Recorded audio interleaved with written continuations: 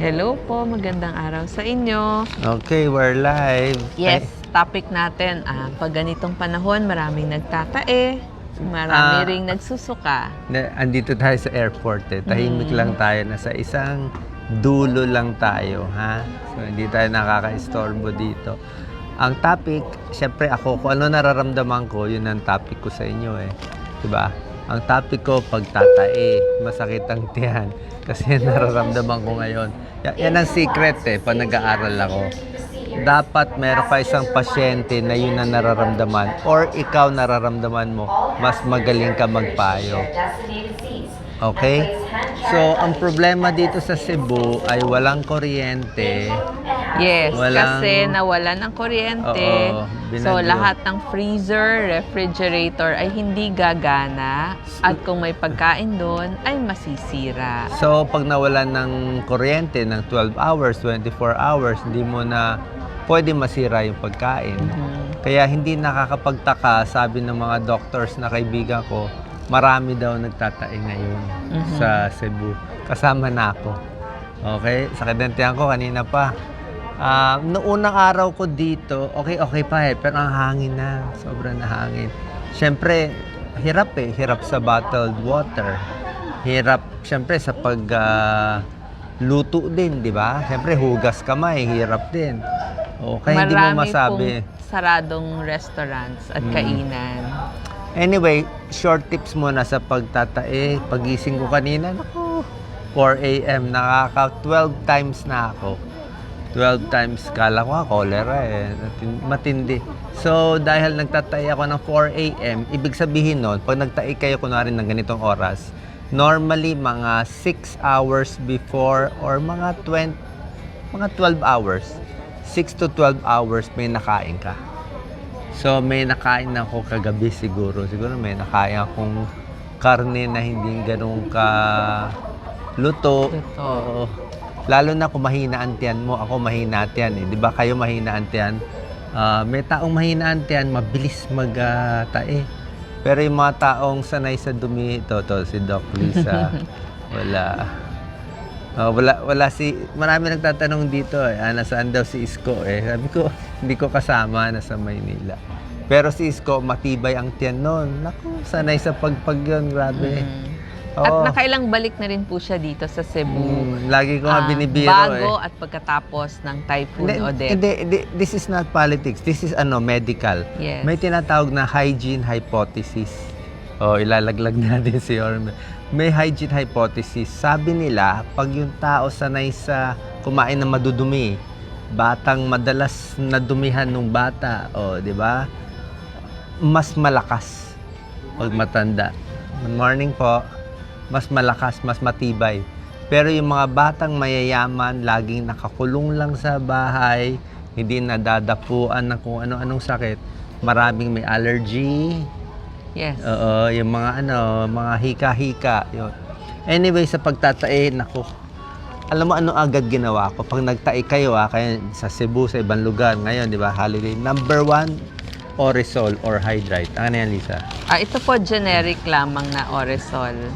Dapat pipili kayo na mabait na asawa na yung bag niya. Lagi may dalawang Orisol. Oo, kasi Tapos, doon sa grupo namin, marami laging sumasakit ang tiyan. Ito, Orisol. Mura lang to. Maraming generic lang to magtatae. Generic to, di ba? Ito pong dala ko, generic Lang to. Parang 5 pesos. Mura lang Yes. to. So, ako kaninang umaga, nakalima ako nito. 5 glasses. Anong ibig sabihin? Baka mo, Lisa. Kada pagdumi. Bawat dumi mo, let's say dumumi ka, tansyahin mo. Ang dinumi ko, kalahating baso o isang baso, isang sirip. Kailangan palitan mo agad ng isang basong Oresol. Sodium, potassium, and sugar. Pag ito ang swero. Pag hindi mo pinalitan, madi-dehydrate ka. Pag na-dehydrate ka, hindi ka naiihi.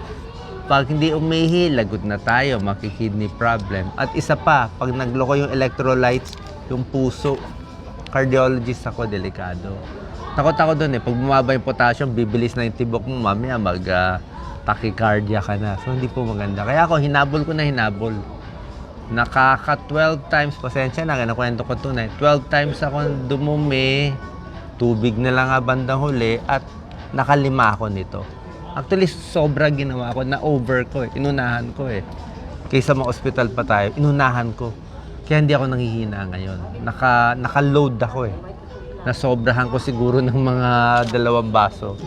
Actually, dinala ko po to para sa mga taga Cebu, pero si Doc ang gumamit.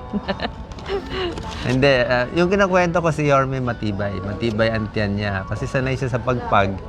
Kahit lahat nagtatae, palagay ko kung kumain siya nung kinain ko, hindi siya tatablan nun Pero ako, hindi ko kaya Hindi tayo sanay. So yun ang number 1, Orisol, hinabol ko. Next, uminom ng, asan yung Hydrasec mo? Yan. Ito, magaling na misis. Bibigyan kita ng reward. Ang generic po ay Rasecado Thrill or ang Yan. brand name ay Hydrasec. May bili ka lagi ha. So, lagi na pong Napakagaling. nasa bag na yan. Tapos, Hydrate at ito si Doc Lisa Hydrasec. nag-iipon, expired na ba? Hindi, bagong bili yan. Kasi ni-replace ko, nagamit na ni Oo, Doc. kayo mag-comment kung yung mga nanay nyo laging kayo binibigyan na expired. May mga nanay mahilig sa Ito po, expired. bagong bili, bago kami pumuntang Papalitan. airport. So, ilan na napainom mo sa akin? 3 times a day po ang twice inom na. ng Rasecado Thrill At or walang Hydrasec. laman ang tiyan. Walang Apo. pwedeng walang may laman. laman, pwedeng wala. Pareho lang po. Tapos, baka nakakahiya sa airplane. Siyempre, nakakahiya sa airplane. Isa lang. Kaya bumili na rin ako ng Imodium. Ito, pampabagal ng bituka. Loperamide, once lang po kung talagang kailangan sumakay ng sasakyan. Hindi, pwede rin yan. Kaya lang yung mga gastroenterologists, ayaw nila masyado niyang Imodium. Kasi pag ang gusto ng katawan, inaalis yung mga bakterya Gusto niya maalis yung bakterya. So, pag pinigilan mo, may ipon sa loob ng tiyan mo. Yes. Mabuti, hindi naman ako nilagnat, may sakit ng ulo, kabag ng tiyan, grabe, sobrang hangin, parang namimilipit. Diba? So, yun. Hydrate or Orisol, habulin nyo ng habulin. Pag hindi nyo nahabol, ma-hospital tayo. Mabuti, hindi tayo na-hospital. Yes. So, observe po. Tapos, kung may pagkakataon, pwede pong ipa-check ang inyong dumi, yung fecalysis, kung tawagin. Punta lang po sa laboratory, dala-dala yung bagong... Kapag talagang malala, kapag may lagnat not a good sign. Pag nilagnat, nagtatay, sabihin, baka matinding bacteria yan. Tsaka bukod dito si Doktora, 2 doktor tinawagan ko ay Doktora Chloa, thank you very much. Binigyan rin niya po ako ng Buscopan. Buscopan, ano yan pang stomach pain. Pang bawas ng hilab, pero parang okay na naman Yes. Pag sobrang sakit ng tiyan, pwede rin Buscopan, bawas hilab. 2 gastroenterologist po yung nagpayo from Manila Doctor, si Dr. Rafi Chan at si Dr. Michelle Cloa. So, kay Dr. Rafi Chan naman, ang payo Observe. niya ganito.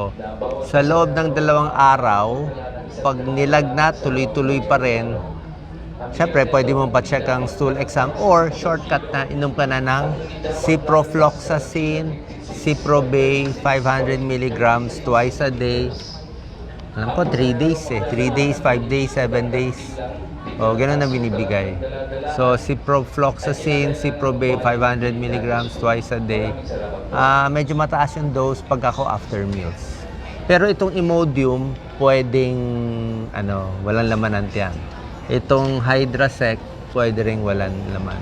So, yun po talaga mahalaga, habol. Tapos, anong kakainin? Ang kakainin mo dapat, hi, kamusta? Assalamualaikum. So, dapat saging, okay? Saging ang napakahalaga. Doc Lisa, pakita mo saging mo. Oo. Andun po yung Kagabi, aking saging. Kagabi, ilang saging.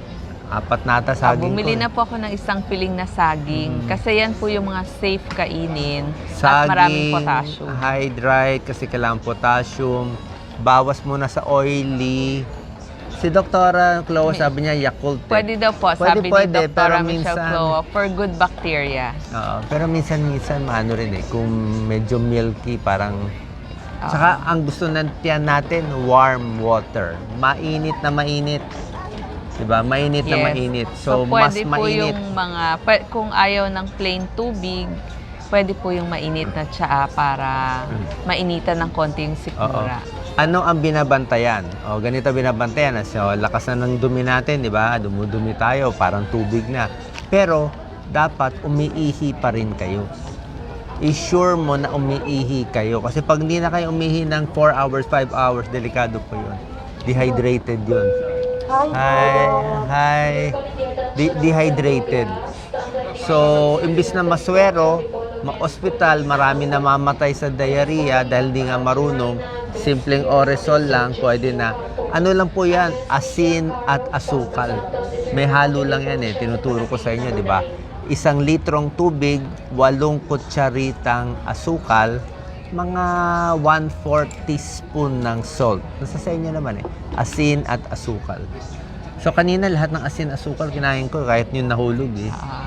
Though mas mabilis pa rin kung may konting budget, So, yung ready. ang problem lang sa mga lugar na walang tubig tulad sa Cebu, mahirap talaga maghuhugas ka ng baso, baka madumi, di ba? Hindi ka nakahugas ng kamay, dapat bottled water. Pag luto ng cup noodle, kailangan talaga kumukulo. Kung walang tubig, pakulo pwede. Siguro at least 3 minutes, 4 minutes. Hindi pwede mainit, dapat kumukulo siya talaga, boiling. So, yan lang po. Yan ang talagang Yes. pinaka-tip natin para hindi ma-hospital. Habulin na habulin yung tubig. Ngayon kasi hindi na ako masyado dumudumi, konti na lang. So, hindi ko na sinosobrahan. Ano masama pag sinobrahan ng Hydrite? Ito, Hydrite, di ba? Or Oresol. Pag sinobrahan nyo ng Hydrite, ininom mo na ininom, mangyari, mamamaga ka. Mamamaga. Hindi rin okay. Ma-overload ka din. Maga yung paa, mapapaga. Hindi rin. Tama-tama lang. Ako lang kasi na-excite lang ako. 5 baso na hinabol ko kasi ayoko magkulang eh. Delikadong magkulang. Masira kidney, masira yung utak at ibang bagay. So, yan ang alalay natin sa katawan. So, napakaganda dito sa Cebu. Dami ko natutunan. Believe talaga ako sa kanila eh. Very resilient, very cool, very class. Sabi nga ni isang kaibigan namin na Cebuana eh, di bali walang ligo, basta may kilay daw na maganda. Yun lang naman eh. Ganun lang kasimple. So, Doc Lisa? Yes, final oo. tips? So, dun po sa kasi holidays din, so maraming tirang pagkain. Alam mo naman, Oo. Pilipino, matipid, tago ng tago sa Tapon ref. na natin. Kaya lang di nila alam, baka nasira. So, kung nagsuka, nagtae, ano naman po yung mga pwedeng kainin ng mga nagsusuka at nagtatae? Siguro, ang mga pwede natin ibigay, yun munang matatabang. Wala munang gatas o mga cream. So, ang mga example nito, malalambot at matatabang na pagkain. Lugaw, saging, Brat diet. oatmeal na malabnaw, crackers, pwede po, Yakult or plain yogurt, tasty bread, pwede din po, sopas na malinaw o yung pwede din yan. Pag sa adult, ang tawag natin Hydrite. Pag naman sa mga children, meron pong ready na tinatawag na Pedialyte kung may konting budget. Pero kung wala, di gawa na po tayo ng sarili nating Oresol. So yun. Tapos pag nagsusuka, wag muna agad bibigyan ng pagkain. Hintayin natin ng mga 1 hour or 2 hours bago unti-unting pakakainin. Tapos, dun lang po sa mga nagbe-breastfeeding, kung yung baby nyo nagtatae, tuloy lang po ang breastfeeding. Huwag pong ihinto. Actually, mas malinis yun kesa dun sa mga Okay. prepared formula. Sige. Last tip ko, pag nagtatay, hugas ng kamay. Yes. Kasi baka makahawa kayo ng iba. Diyan nag-umpisa yan eh. Madumi ang kamay. Mamaya, amoebiasis sa madumi. Kaya pumunta sa CR, hindi naghugas ng kamay, naghawak ng tinapay, kinain mo. Naghawak ng salad, kinain mo, hawak ka na. Lalo na po kung nanay kayo na tagaluto sa bahay. So, kailangan malinis mabuti ang Okay. kamay para hindi natin mahawa yung mga kasamahan sa bahay. Basta yun, pagtatay talaga sobra sakit sa tiyan, sakit sa ulo. Parang namamaga yung ulo mo, parang walang laman. At may last tip pa ako, bago tayo magtapos. Medyo nakakahiya, pero I think this is very practical eh. Sa may edad, sa ibang tao. Pwede kayo bumili ng diaper. Okay, diaper. Kasi di mo masabi. Adult Adult diaper, diaper. or children's diaper kung Pag kid. nasa sasakyan kayo na malayo, o yan, nagtatay, hindi mapigilan. Diba? Kaysa magkalat, nakakahiya, diba? So, pwede yun. Yun ang, lalo na sa may edad, hindi mapigil yung ihi. Diba? So, kung meron kayong diaper, kahit papano, hindi magkakalat. Okay? Sana nakatulong tong video at God bless po sa inyo. Okay. Kasi, We are calling the attention of our Subukan City area supply side train 59 and 7 Wala from nga. Davao. Please, Anabelia Vergara. salamat po. Anabelia Vergara. So can you reach out to with us at number 8.